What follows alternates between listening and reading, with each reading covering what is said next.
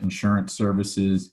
I hope everyone is doing well. If you're like me, you're happy it's Friday. It's been a very interesting few weeks that we've all been experiencing. I want to thank everyone for joining us on the call today. This is part two, session two of FFCRA Answers for Employers COVID-19. I want to thank Margie Grubik, who will be our presenter today, our subject matter expert, along with Cassie Spiegel, our COO. She will be moderating some of the call. And again, I know we're all experiencing a very unusual circumstances right now in our country, and our businesses under tremendous strains, and we're concerned about our employees. It's important for us to continue to deliver valuable content and information to you as clients and people in the community. And one of the resources that we put together at Hill Group is a website that contains a lot of pertinent and important content there, including some information on the most recent Paycheck Protection program that's rolled out. Many of you people may be aware of that's today is the first day of applications, and we expect that there'll be a great deal of activity in that program. I would encourage you to explore that. There is information on that on this website, and we can also distribute more information on it as needed. Included will have a series of webcasts and webinars. Obviously, Margie Grubik's been doing some of them. We anticipate having a commercial lender from the banking arena next week to talk specifically about the Paycheck Protection Program. So stay tuned for that invite. And then we have a series of other webinars at this website that you can find. Suzanne D'Amato, attorney, who's our in-house attorney at Hill Group, will be hosting. So again, it's really important at Summit and Hill Group as a whole that we're providing you important content through this difficult time. And we know those needs are very unique to each individual business. And if there's something that you need some special assistance on, please reach out to us. We're there to help you, client or not. We understand this is a challenging time and want to make sure that you have all these resources. And I wanted to point out just a couple quick positive points that we're seeing is a lot of the discussions that we're having is around the managing of care regarding the coronavirus and some of the resources available to employers, but there's a tremendous amount of resources available to employees too. And not that you folks aren't thinking about that, but some of our clients are doing some amazing things right now, and we've been working with them. Some of those are attending this webinar today. Including, and I'll just share them for you as maybe a bright spot for the day. We have a client who's doing care packages to their employees' homes, which has been received really, really well. We work with a vendor who can help coordinate that. Obviously, there's some cost to it, but you know, right now everybody's trying to engage with their employees in new ways, and really pleased to hear from our client who's doing this with the care packages, and the reception of it was just phenomenal. Also, we have a client who's doing online health challenges and really trying to keep employees engaged. Lots of fun and interesting Zoom videos and Zoom meetings that are happening that you know, we can share ideas on. And then switching back to the employer side, a lot of good content, like I mentioned, is coming from the carriers that we are pushing out. Some of that is specific to the employer, some of it's specific to the employee. I would remind you, if you haven't already thought about it, really engage with your EAP, your Employee Assistance Program, contacting us as your agent or your current agent, or whatever we can do. I think we all have to work together to try to make the best of a very difficult situation. And there is a lot of tools and resources, and I think the carriers are working really hard to make those available. And one final piece I'll mention on that is we're getting a lot of feedback from the carriers, or some reassurance that they are going to be considering some leniency on billing. And this is really a case by case, and I would encourage you to work with your billing department and your agent, us or your other, whoever your current agent is, to have those conversations and be proactive, engaging with your insurance companies to make any special arrangements. It's not a guarantee, but I think we do have some general sense of understanding right now in the market that if it's a cash flow issue, that the carriers may be able to work with you. In addition, what we're hopeful to see, and we've had one carrier so far step up, Guardian, who is doing an insurance, they're basically doing no increases for May, June, July, and August on their life, disability, dental, and vision benefits, which is huge. That's in the small group market. I think under 500 employees. I don't want to, don't quote me on that, but I wouldn't be surprised if we see some other considerations like that coming down the road here in the short future. So again, as your consultant, as your insurance agent and advisor, we're here to try to help you, regardless of the challenges you may be facing. And this webinar series that we're doing is just one of those key things. So again, anything we can do to help, know that we're there. We encourage you to check out our website at hillgroup.com/coronavirus/ has a lot of very valuable content, and we'll be keeping that up to date. And we will continue doing our own webinar series. We'll continue sending out emails and content. Most of that's coming from Cassie Spiegel, our COO, or it's coming from your agent or your account manager. So I know everybody's being inundated with a lot of information, but I think right now the response is people can't get enough of it. We're having hundreds of people join these webinars with us. We were on a webinar yesterday that had 2,500 people on it. So we know the market, everybody's clamoring to understand what's happening and get some reassurance and get some ideas. We have a lot of understanding and experience with it, and we're happy to help. So I'm going to pass it off to Margie Grubik. Margie, many of you've heard Margie. Margie's been presenting to our clients and people in the business community for years, originally starting with ACA back in 2009. And that really launched our luncheon seminar series that we've been doing for over a decade at this point. And now Margie's back, put her jersey back on as a subject matter expert on all things related to coronavirus. And I will say, for Margie's sake and for the group on the phone here, is this information is coming out fast and furious. So I would encourage you, as you have questions and information, I'm sure Margie will mention it, but you know, if we don't have the answers for you, we will work very, very hard to get you the answers as quickly as possible. And Margie's been a longtime employee of Summit, starting way back in '89. She was with MDIPA. A lot of people may remember Ramsey Health Plans and Optimum Choice, which was ultimately acquired by United Healthcare. And she's been part of the Summit team since 1992. So with no further ado, I'm going to turn it over to Margie Grubik. And again, I want to thank everybody for entrusting us in providing you information. And please reach out to us if there's anything we can do for you. Margie? Hi, everyone. Good morning. It's great to see so many familiar clients, friends, colleagues on the call today. And as you know, as Dario mentioned, this is our second series today. Seems like last Friday, you know, we were all just wrapping our arms around what was going to be happening. And every day we hear more and more information. As Dario mentioned, our new norm, right? Who would have thought we'd all be working from home? And who ever heard of Zoom a month ago, right? So today we're going to kick it off, and we're going to talk really more of an expanded session than we had last week, because we know so much more information now. So we're really going to talk about the latest updates from the Family First Coronavirus Response Act, also called FFCRA. I'm just going to call it Family First most of the time. That's easiest for me to get out of my mouth without stumbling. And then we're going to go over some common employee questions, because all of you have many, many questions, and we're hearing a lot of the same ones, and you may have some that you haven't asked. So without further ado, let's get started.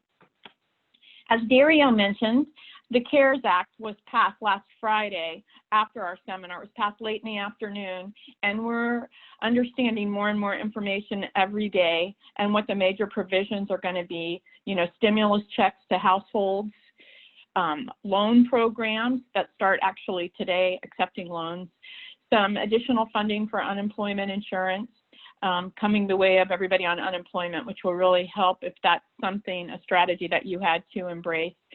Increased spending on hospitals, health plan coverages expanding. So all of those things are happening, and we are working to bring you a webinar on these very specifically just on the CARES Act next week. So let's talk about the latest updates. Since we last talked, one of the big questions was, when was Families First going to be effective? When were those, because the original guidelines said April 2nd. Probably everyone knows that all of these rules took effect on April 1st. And believe it or not, the DOL has provided some excellent guidance that we can all access very easily. The link is there. When we send you out the presentation, you'll be able to click on the link. And what they have for you, which is written in easy to understand English, how amazing is that? There's fact sheets for both you and your employees. There's Q&As that I think are extraordinary, and we actually have incorporated some of those Q&A into our presentation today. But they aren't just providing you questions and answers on Family First, but there's FLSA, the original FMLA, the expanded FMLA, as well as the Family First Notice. So they also have some posters on employees' rights under the expanded FMLA and the Emergency Paid Sick Leave Program, as well as some other bulletins. We're expecting more and more regulations to continue to be defined during the month of April and maybe into May. So stay tuned, because we will keep pushing that information out to you, as Dario said. Family First. Believe it or not, there is a temporary non-enforcement policy. Obviously, this law came out, a couple of weeks ago, and it was effective on Wednesday. So what happens to me as an employer that's trying to manage and understand and do the best I can for my employees? Well, the DOL has decided they're not going to bring enforcement charges against you as long as you are making a good faith effort to comply with the act. So you're learning, you're trying to express this information to your employees, and so on. The thing that won't be acceptable and would cause you some trouble is if you just say, you know what, I'm kind of busy, I'm not going to pay attention. That's not a good option. So let's talk. The Family First does have some poster rules. And like most of the posters that you're supposed to have prominently displayed at work, this is one of them. But most of us aren't at work. So we did get guidance last week that it is acceptable for you to email or send through, the U.S. mail, or post it on your website, internal or external, the new poster, which I'll show you a picture of in a second. It is available in Spanish and English currently, but I want you to know you're not required to post it in multiple languages. This is how this poster looks. It's kind of smushed on your screen, I'm sure, but it basically is letting the employees know about the new paid sick leave and expanded family medical leave provisions under Family First. I have received some questions on number 6, several people, and in several webinars I've attended. And there's a weird little definition there that a qualifying reason for leave would be that the employee is experiencing any other substantially similar condition as specified by Health and Human Services. What does that mean? None of us really are aware. We're expecting further guidance. On the face of it, it appears that HHS was trying to make sure they included, if there's something that's related to COVID-19 that we don't know about today, that they wouldn't have to go back to the drawing board, that it would be included. So if your employees ask you that, that's what our opinion is at this time. And if we get further guidance, we will let you know. So the IRS has a bunch of guidelines, obviously, on how this Family First tax credits are going to work for you. And we have a better understanding now of how this is going to happen. You are going to receive 100% refundable payroll tax credits for the cost of providing these 2 COVID-19 related leaves, either the FMLA or the sick leave or both. And your health insurance premiums are also going to be included in this credit. And we're just waiting a little bit more guidance. We know that that's going to be included, but what does that mean? If my employee is out, is it just the employee portion of the premium I can take off, or can I take off the whole family's premium? How is that going to work? So more guidance is coming. But just know that you as an employer are not going to have a payroll tax liability for participating in these mandatory federal programs. And self-employed individuals, which we don't have any on the call, but maybe you know someone that is, they're also going to receive an equivalent credit if they're, paying themselves sick leave or FMLA under this plan. So what are the tax credit details? So you will be able to retain, don't pay, in other words, an equivalent amount to what you've paid out. So when you come time to pay your taxes, most of you probably pay it quarterly, the employee's share of your Social Security, Medicare taxes, and the employer's share will be able to be withheld from the taxes. So, and if you have insufficient taxes to cover the cost of the leave, you're going to be able to request an accelerated refund payment from the IRS. And we're being told those are going to be issued in weeks. So that's pretty awesome. So what did that mean? That kind of sounded like a lot of gobbledygook, right? So if you, as an employer, had paid $5,000 in sick leave and your normal deposit is $8,000, you would only deposit $3,000. Now, how are you going to prove that? Document, document, document. I cannot express to you enough that everything that you're going to do, you're going to need to document, because while they haven't told us as yet, there's not a form to complete electronically or manually on this. Obviously, we all know something will be coming. So make sure you keep great documentation so that when you have to justify what you did, you'll have it there easy. So another example is maybe the employer paid $10,000 in sick leave costs, and you normally would be depositing about $8,000 for your taxes. Well, you're going to be able to request an accelerated credit for that remaining $2,000 to help you keep your business operating. So this is really unprecedented in our lifetimes, probably ever, right, that this has happened. So it's important for you to know that'll happen. We have not yet seen the form or electronically or manual form that you would complete for this accelerated credit. It may even just be an option when you're filing your taxes, but they're getting there. So please don't worry, that will happen. There's also the same equivalent amounts available for self-employed individuals. So most of you are probably aware that the IRS has extended the tax filing deadline from April 15th to July 15th. That actually applies to all taxpayers that have a federal income tax return or payment due on the 15th. So anyone that needed to file a return or entity by April 15th now has up till July 15th. So what about states? Every state's probably going to be a little different. So you're going to want to look on their websites. They all have a tremendous amount of information available.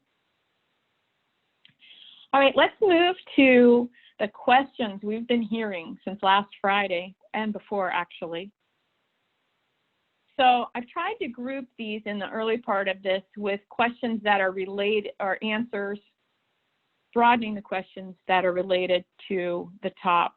So, is paid leave available for business closures or furloughs? We have been asked that 1,000 different ways, and the answer is no.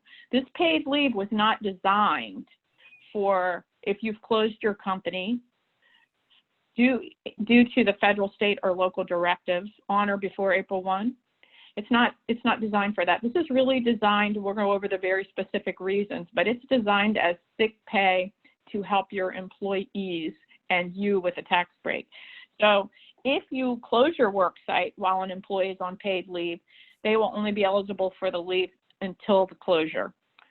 If your employee is furloughed because you didn't have enough work or business, they're not eligible for this leave. They're not working. So, and if your employee's hours have been reduced, we've been asked that several times, maybe the contract that you have, the owner of the contract is telling you, hey, we only need your employees every other week instead of every week. None of these hours reductions are a reason for the leave. So next question that we've heard a lot is, can we make our employees stay home from work if they've been traveling? And even recent travel, maybe a couple of weeks ago before everything really started blowing up, you have an employee that went to Florida and they're just coming back. Now, most of us are working remotely, but you can tell that employee, we want you to stay away from our work site. The general rule of thumb is 14 days from when they returned. But you as an employer are able to, make that meet your needs. You also, the Department of Labor is really encouraging you to consider telework whenever possible. It's very important to realize that, not only are you as the employer very stressed, but so are your employees in terms of wanting to work, but how will we make that work? So, and you need to ensure that if you're making someone stay home after traveling, that you're not discriminating on a protected class, that you're making everyone stay home. So this specific situation is not addressed in the paid sick leave rules, but we have heard it. So that brings on the next question. Help. What do we do if we have an employee diagnosed with COVID-19? So we talked about this last week, so I'm just going to briefly mention it. Obviously, any employee that appears to have symptoms at work, you need to immediately separate them from your other employees, customers, visitors. And some of you on the call are essential businesses, so I know that this is, a concern for you. Send that employee home and have them reach out to a medical professional and see what kind of guidance they're given. And of course, now with the teledoctor available on every health plan pretty much, that's going to be a pretty easy fix for them to do. Now, if your employee is confirmed, they've got COVID-19, it's recommended that you let your employees know that we have an employee who has tested positive, but remember, you need to maintain that employee's confidentiality, their name and everything. That's required under ADA, unless your employee, goes to Facebook and tells everybody that they've got COVID-19. Obviously, then they're making it public. But you still want to be very careful about protecting your employee and their privacy. And making sure then you tell your other employees to self-monitor. So another question is, which employers have to provide leave under the Family First Coronavirus Recovery Act? Who has to do that? Well, the emergency paid sick leave and the expanded FMLA rules apply to all employers with less than 500 employees. So that's every one of you on the call today. This applies to you.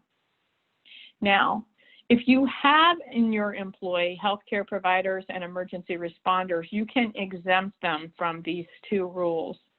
I don't know that anyone on the call has that, but if you're unsure how that fits, reach out to your agent or your account manager and ask them, do these people count? And if we can figure it out, we'll let you know. It's usually pretty obvious though. Now, the one exception is that small businesses with less than 50 employees may qualify for an exemption from the requirement of paid leave due to school or child care closings. And that, again, is going to be a document. We don't have the final guidance on exactly what they want to see on that. So just know if you have less than 50 employees, pardon me, you might not have to provide an employee with a leave for school or child care closings. But again, remember that the spirit of this law is that you're going to be able to deduct that cost from your payroll taxes. So it's really kind of a win-win for everyone. All right, so what leave is required? We're going to call the emergency paid sick leave EPSL. So employees can have up to 2 weeks or 80 hours of emergency paid sick leave at their regular rate of pay or minimum wage if that's higher. And some people have asked me, how would that be possible? A lot of times people in the restaurant industry, for instance, might have, a low rate of pay that's made up with tips. So if their regular rate of pay is less than minimum wage, they're going to be paid at minimum wage. And this is for the employee is not able to work because the employee is quarantined or isolated due to COVID-19, or they're actively experiencing COVID-19 symptoms. So the maximum that they would be paid is $511 a day. So your high income earners are going to have a cut in pay here, but they're still going to get some pay. And $5,110 total for the 80 hours. So what is required if you're going to be caring for others? Remember, there's two components to the emergency paid sick leave. There's the I can't work because I'm sick or I'm being forced to be quarantined or isolated. There's also I can't work because I'm caring for someone who is quarantined or isolated, or I have a bona fide need to take care of my children whose school or daycare is closed. Now, last week, several people wanted to know what's the age requirement on that, because you could have a 19-year-old high schooler. So currently, we're understanding that it's for children under the age of 18. Although I have to tell you, having had teenagers in the house, I'd be a little worried if I'd had 3 teenagers in the house, even if they were over 18, home alone for long periods of time without school. But anyway, this law is now been cleared up to cover our children under 18. Now, the maximum here that your employee is going to get paid is up to $200 a day, or up to $2,000 total for the 80 hours. So there's also an FMLA component to the Family First Act, and that's that an employee can receive up to an additional 10 weeks of this expanded FMLA leave. It's going to be at 2/3 of their regular rate. So the first 10 days of the expanded FMLA leave are unpaid. And this leave is designed for an employee who has been employed for at least 30 calendar days prior to the law going into effect. So anybody that you hired March 2nd or before is eligible for this FMLA. And this is very different from the traditional FMLA rules. So it gets a little confusing, but just remember that this expanded FMLA requires someone to have been employed for 30 days, and they can't work either because the daycare or school is closed for their children, or they have the quarantine symptoms or COVID-19. So this is going to be a maximum $200 a day, up to $10,000 total, a $12,000 combined with the paid sick leave benefit per employee. All right, this we get here almost every day. So what if we provided sick leave before April 1, or we want to pay more than required? So the DLL says this law starts April 1. Anything that happened prior to April 1, all bets are off. It starts brand new. So you cannot deny your employee sick leave because they already exhausted it prior to April 1. This is brand new sick leave, and it's for now from April 1 through December 31, 2020. So it's through the rest of this year. And the tax credits are not available if you're supplementing the leave or pay. So remember, for many of your employees, this sick leave or FMLA is going to be less money than they're used to taking home. So if they have leave that you want to supplement it with, or you're just going to pay the additional money to them, you will not get the tax credit for that. So again, document, document, document. So how does the expanded sick leave and the expanded FMLA integrate? We get a lot of questions on that.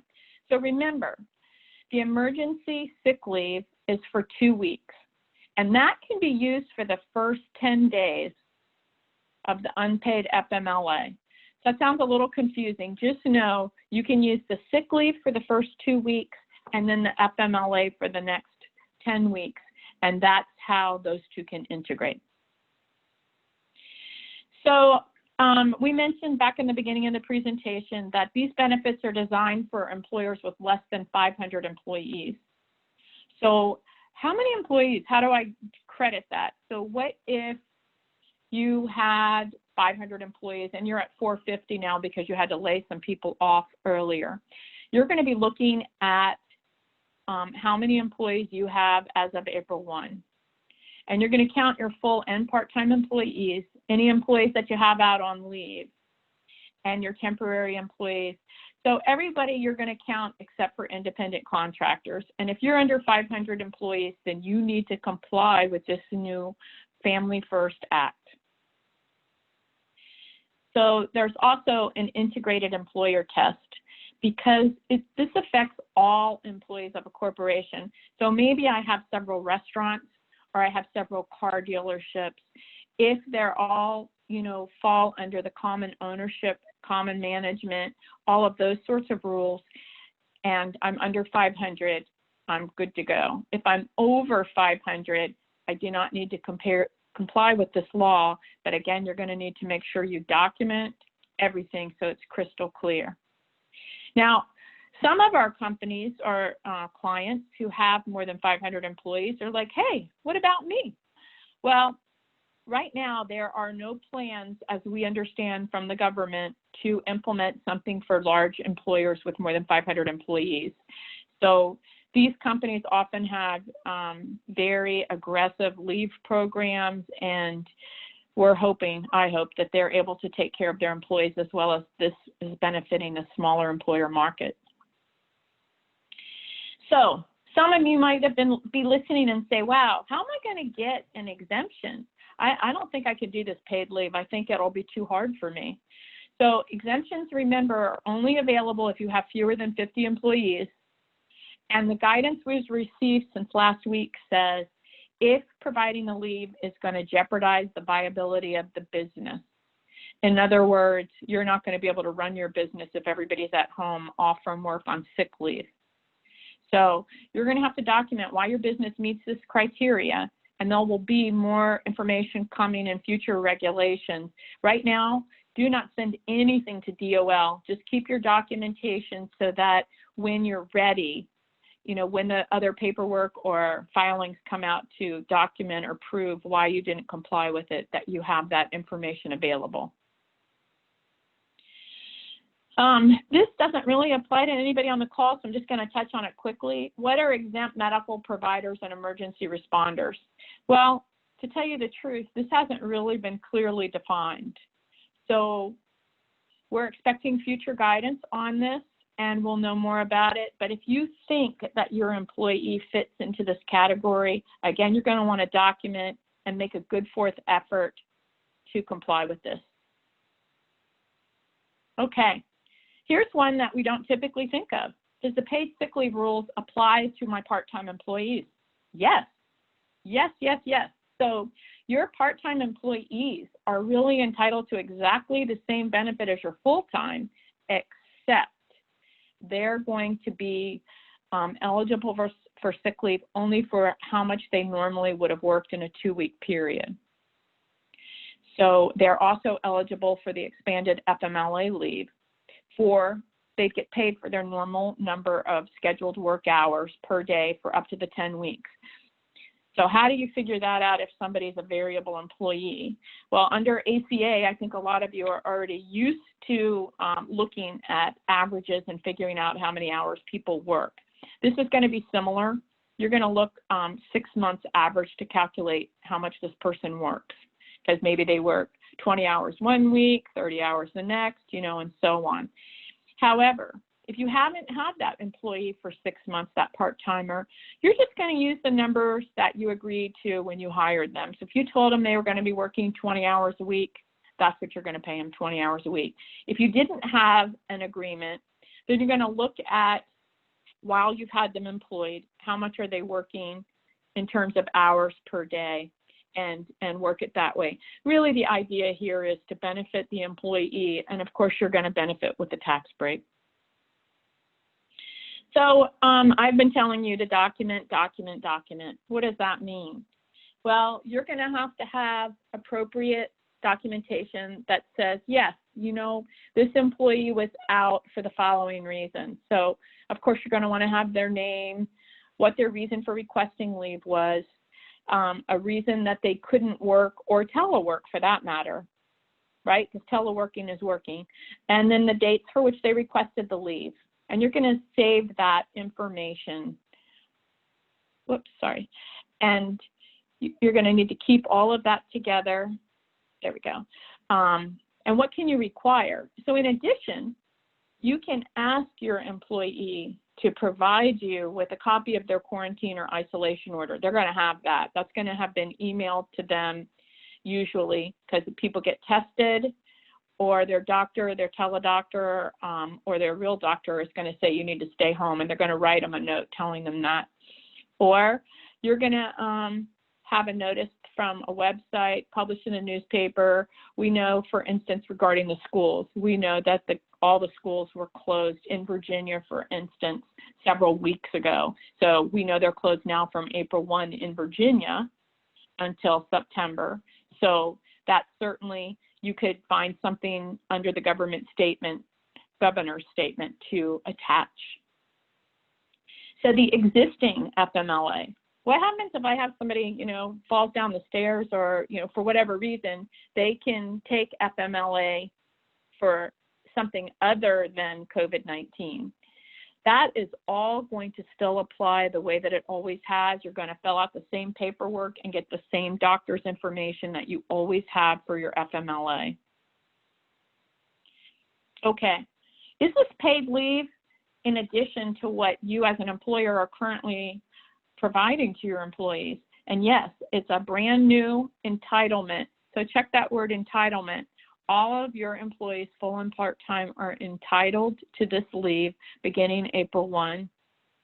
And the employee gets to choose which leave they want to take, whether they want to use your provided leave or they want to use these family first leave that's available to them. And some of it they can take concurrently. They could use, as we talked about, a part of sick leave or vacation, paid time off, along with this COVID-19 leave that's available. So you as the employer are the one that can make the decision on whether they can supplement or not, but you can't require them to do it. And obviously, we talked about it, you cannot claim a tax deduction or tax credit for any additional amounts that you pay.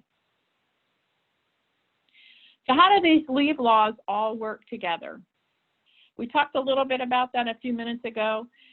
Employees may be eligible for both types of paid leave, only for a total of 12 weeks.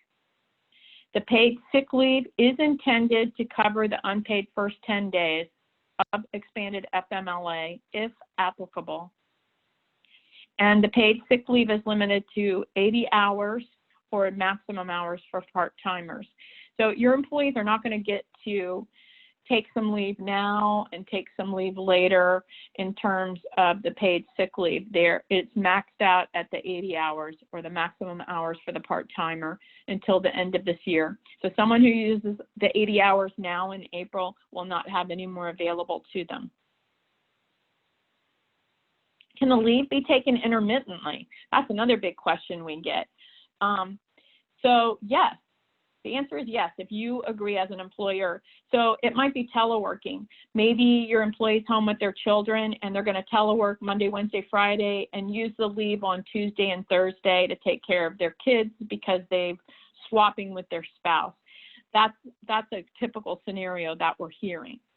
Or if you wanted to do that at your usual work site, it's not going to work, obviously, for illness, quarantine, isolation, probably for taking care of your kids. So it's probably only going to work if you as an employer are able to work something out.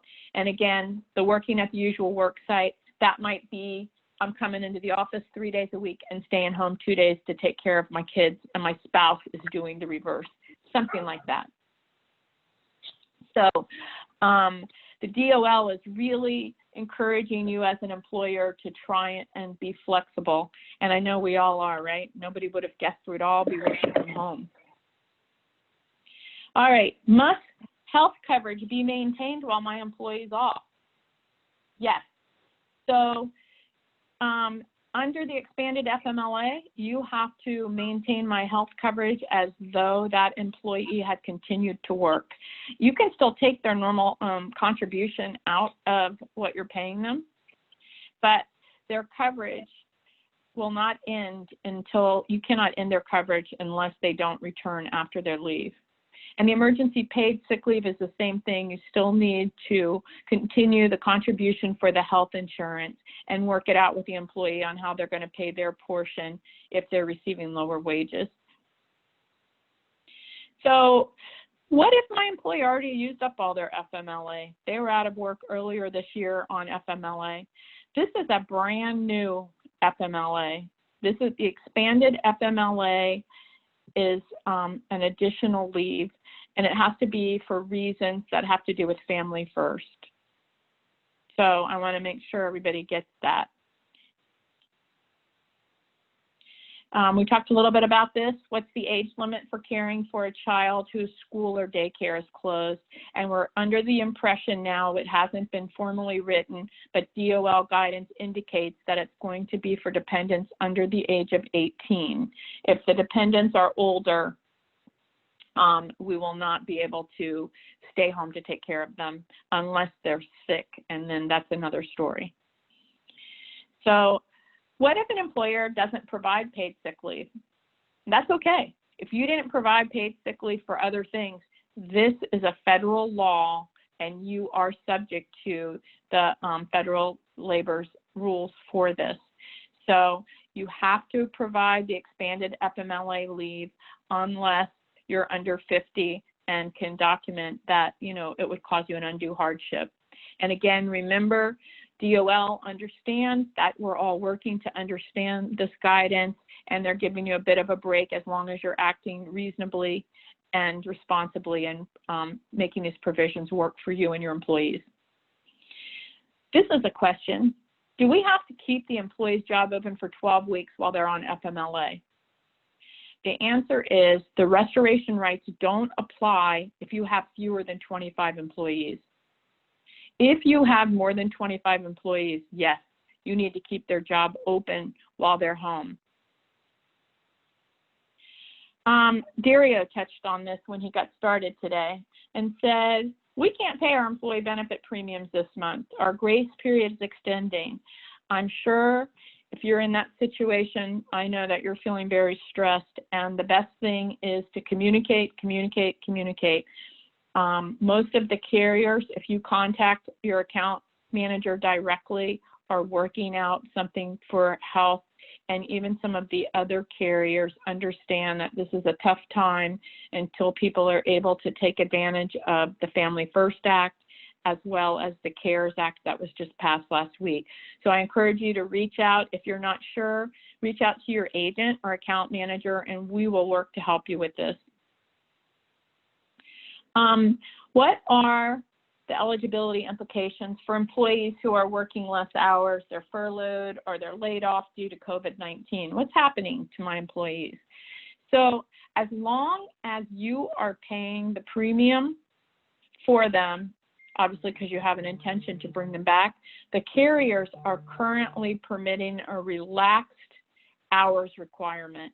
So again, if you're in this situation and you're not sure what to do, I encourage you to reach out to your agent or account manager and talk with them about whatever the posture is for your health, dental, vision, life, and short-term benefits. All right, this is another question. My employee doesn't want to come to work because they're afraid they're going to contract COVID-19. We're an essential business. We need our employees to come to work. What do we have to do? So the answer is maybe you do need to let them work from home. There are a protected class of employees who are at risk for contracting COVID-19 that it could be potentially much more serious for them than the rest of us. And if that's your employee, you need to check with the Americans with Disabilities Act to see if that's correct. because that means that you need to let them work from home if at all possible. I think the real key here that we've talked about several times is you really need to accommodate your business needs and your employee needs. So another thing that we've seen, there's a lot of legislation that a lot of things that weren't previously covered need to be covered with respect to COVID-19. And what we know is that our group health plan and health insurance carriers, they have got to cover COVID-19 testing with no cost share, no pre-authorization. These things, well, pre-authorization, pardon me, may be in place, like you need a prescription. You can't just go and get tested for COVID-19. But there's also some other items and services that are going to be covered, some diagnostic products and some things like your telehealth visits. So they've really expanded, the CARES Act has also expanded some over-the-counter medications and things that are covered. So just keep focusing on these things because, again, it's really a really different time than we've ever been in before. I did want to mention, though, if an employee was to go to the doctor or to have a telehealth visit about COVID-19, but they bring up other medical issues and problems, then it's just like with your current health insurance when you have a well visit and you bring up sick, diagnostic issues in a well visit, they're probably going to get charged for the visit then. So if you keep it separate, that's probably the best practice. Let's see. How does waiving copays and cost sharing affect my HSA eligibility? We all know that, that was a big concern. Most of you are probably aware that it has been pretty much mandated that telehealth services can be provided with no cost sharing, and that will not impact any HSA eligibility. But Family First doesn't address any non-COVID treatment. So I want to make sure that you realize that all the guidance is strictly related to COVID-19. The CARES Act is providing some more flexibility for HSAs, and we'll talk a little bit more about that next week.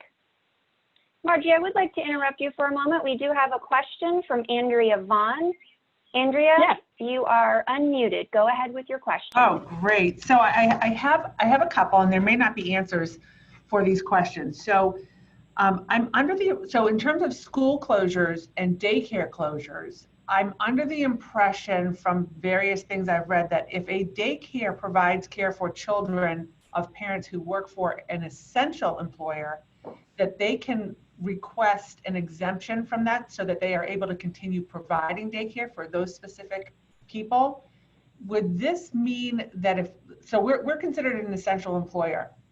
So would this mean that if one of my employees were to come in and request FMLA under COVID-19 reasons because their daycare was closed, can I deny that because we're considered an essential employer and I happen to know that daycares are mandated a little bit differently than schools? Or should I just play it safe and just say, you know what, don't even get into the business of doing that. If the daycare is closed, it's closed and it would qualify. So there's that one. And then go ahead, and then I'll ask my next one. Yeah, so I think that in that situation, the law doesn't say if any daycare is open. It says if their daycare or school is closed. So I think if they're able to provide you with, documentation, but again, there's probably going to be more guidance coming out on that. Yeah, and I would suspect it's going to lean towards accommodating the employee and not get into the nitty gritty, rightfully so. So my second question is, we had an employee this week that wasn't feeling well, so she did the telemedicine thing and she's called out sick, but there's no reference to COVID-19. So my concern is that people aren't necessarily kind of scrutinizing their symptoms and they're seeking medical treatment, and at the end of that medical treatment, the doctor's note isn't automatic. So one, I know people have to be proactive to request these things, but in terms of a piece of documentation from a physician or other federal, state, local government entity, does that documentation need to specify COVID-19, or is the standard, this person's been under my care and can return to work on this date, that generic statement, will that qualify, or am I well within my rights to say it has to specify COVID-19 so that we can capture this whole issue the appropriate way? Yeah, so I haven't had that question in that manner before. Normally people, it says if they're being tested for symptoms of COVID-19 that they're eligible for the sick leave. So I would imagine if the provider thought there was a possibility and was telling them, you know, they didn't need to be tested, but they had the symptoms to stay home for 14 days, that to me is what the law is designed to say. But I'm not a lawyer. I think if you know, you really want, I'm not sure what you're trying there to understand. So that if they apply for paid sick leave under the FFCRA, that's right. COVID-19. So I would request the documentation to support that, to back up how we pay for it. And if it's just a general doctor's note, okay, does that documentation have to specify? So it could be that I say, as an employee, you just need to formalize it in writing and say, I'm requesting sick and safe leave because, or sick leave rather, because I'm experiencing symptoms of COVID-19, and is it basically a statement from the employee going to be the right kind of documentation so that we're covered as an employer in providing that? Oh, I understand now. Yeah, okay. Mm-hmm. Yes, so I think that telemedicine is new for so many of us that employees may not be quick enough to ask for, you know, can you give me, normally they're going to tell them stay home because it sounds like you have symptoms, and if you get better, great, and if you get worse, you're going to need to go to the doctor. I think we all know people in that situation. Yeah, so I think if your employee did not get something from the teledoc and can't get, or didn't, you know, go see a provider, that this was all done over the phone or whatever, I think it's reasonable for you to have them write something ensuring that, you know, they're staying home. Yeah, I think that would be reasonable. I wouldn't want to go, I did telemedicine myself the other day just for a prescription refill, normal stuff. And it just wasn't that simple. It was a pain in the butt. And I wouldn't want to have to say to them, no, you have to call them back and do that all over again to get the, I lean on the side of being flexible with employees. Right. Just to get us all through this nonsense. But okay, thank you for that. Yes. Anything else? No, I'm good for now, but keep talking. I might have more. Okay, thank you. Let's see, we talked about the eligibility if they were laid off.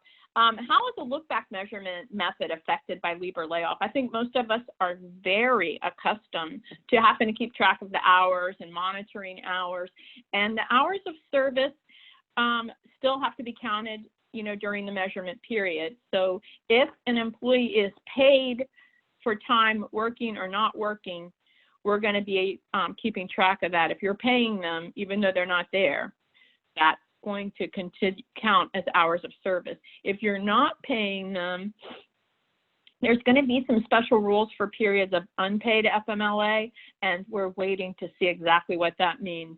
So the bottom line is you're going to be having these your employees on your payroll in some shape or form, so that when you have to do the look back period next year for this year, there's going to be more specific guidance about what that means. And obviously, any of your full-time employees that are in a stability period right now, they're going to be continued to count as full-time employees for this year, even if their hours are dropped. Finally, there's the WARN Act, and some of you may or may not be familiar with that. The WARN Act requires, if you have more than 100 employees, you need to provide 60 days notice for layoffs and termination of 50 or more if you have 50 or more employees at a single site.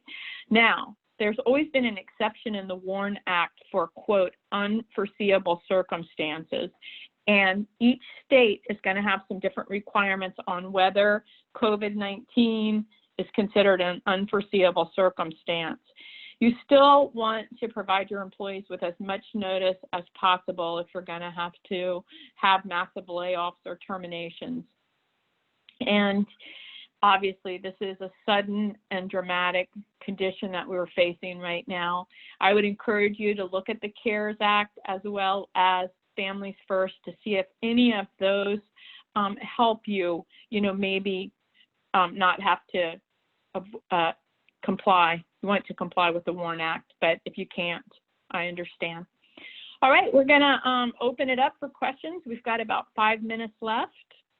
Kathy is going to assist with this. Kathy, do you want us to have chat questions or people? I have gone ahead at this point and unmuted everyone's line. So if you do have a question, please feel free to let us know what it is and we will do our best to answer it. Thank you, Kathy. Can you hear me? Yes, we can. Hi, I don't have any internet for some reason. And so I just have a question. If you're a college and are you considered essential if you have students still living on campus? And if so, how many employees can you have on campus?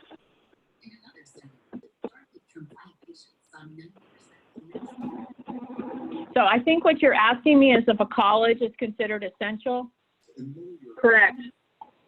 Okay, that's something that we're going to have to get some guidance on. I was under the impression, obviously misimpression, that I thought all of the schools were closed, period. So we can look into that for you. Okay, thank you. You're welcome. Andrea, it looks like you've got another question. Andrea Vaughn, go ahead. Yes, this pertains to the emergency sick leave. Are there any directives for the employer to somehow accrue this in the employee file, similar to how we do sick leave under Maryland law? Or is it kind of something to keep track of behind the scenes? So I think your question is, could I be off a few hours now and a few hours later? Is that what you're asking me, instead of taking it all at once? No. Let me rephrase it a little bit. Oh. In terms of, let's say I'm the employee and I receive my paycheck. Is the employer obligated to put the emergency sick leave on my pay stub so that I see that I have that available to me? Gosh, that's a great question.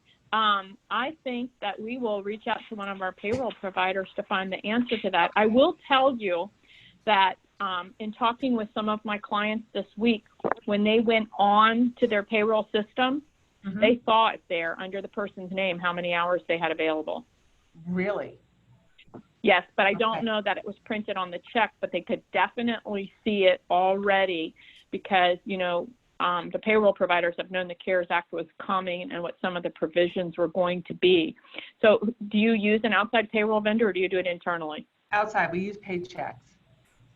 Yes. So if you go on your system, you might be surprised that it's already there under each person's name, and it's just a matter of whether it will be printed on the checks or not. Okay. All right, I'll explore that further and then just wait to receive any feedback you get. Or anybody else. Yes. For that matter. There's a lot of information flying around. Yes, ma'am. Okay, thank you. Okay. I just got a message from one of my clients who said that her payroll provider, they just had checks issued and it is printed on the checks. Okay. And yep. So that would be something I would check with Paychecks. The provider, my client just sent me a message. She is not using Paychecks, but she does use another one of the large payroll providers. Okay. Wonderful. Thank you for that. You're welcome. All right, we have about 1 minute left on this call today. Do we have any last minute questions?